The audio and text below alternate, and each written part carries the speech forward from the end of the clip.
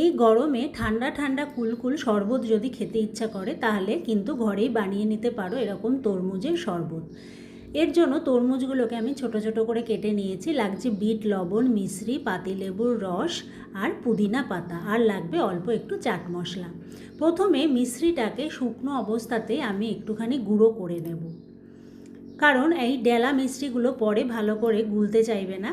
মিষ্টিটা গুঁড়ো করে নেওয়ার পর আমি এই তরমুজগুলোকে এর মধ্যে দিয়ে ভালো করে ব্লেন্ড করে নেব। তরমুজটা ভালো করে ব্লেন্ড হয়ে গেলে এর মধ্যে দিয়ে দেব ঠান্ডা জল, বিট লবণ আর পুদিনা পাতাটা আমি এখানে দিয়ে দেব। এগুলোকে দিয়ে আরেকবার মিক্সিতে একটু ঘুরিয়ে নেব। তারপর এটাকে আস্তে আস্তে ছেঁকে নিতে হবে একটা বড় ছাঁকনির সাহায্যে।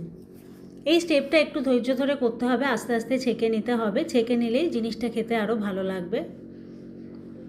আমার ভিডিও যদি তোমাদের ভালো লাগে অবশ্যই কিন্তু আমার এই নতুন কুকিং চ্যানেলটাকে সাবস্ক্রাইব করে একটা লাইক শেয়ার করে দিও।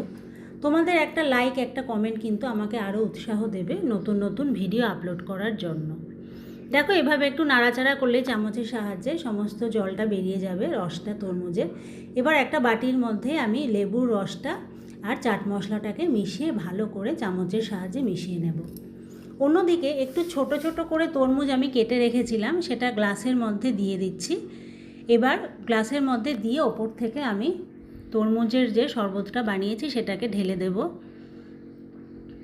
সমান ভাগে ভাগ করে ঢেলে দিয়ে ওপর থেকে দিয়ে দেব পুদিনা পাতা। সাজানোর জন্য সাজিয়ে দিলে দেখবে দেখতেও ভালো লাগবে, বেশ রেস্টুরেন্টের মতো মনে হবে। বাড়িতে বাচ্চা থেকে বড় সবার কিন্তু খুব ভালো লাগবে। এভাবে একটু পুদিনা পাতা দিলাম আর লেবু স্লাইসকে সাইড থেকে সাজিয়ে দিলে তৈরি হয়ে যাবে দারুণ স্বাদের এই তরমুজের শরবত।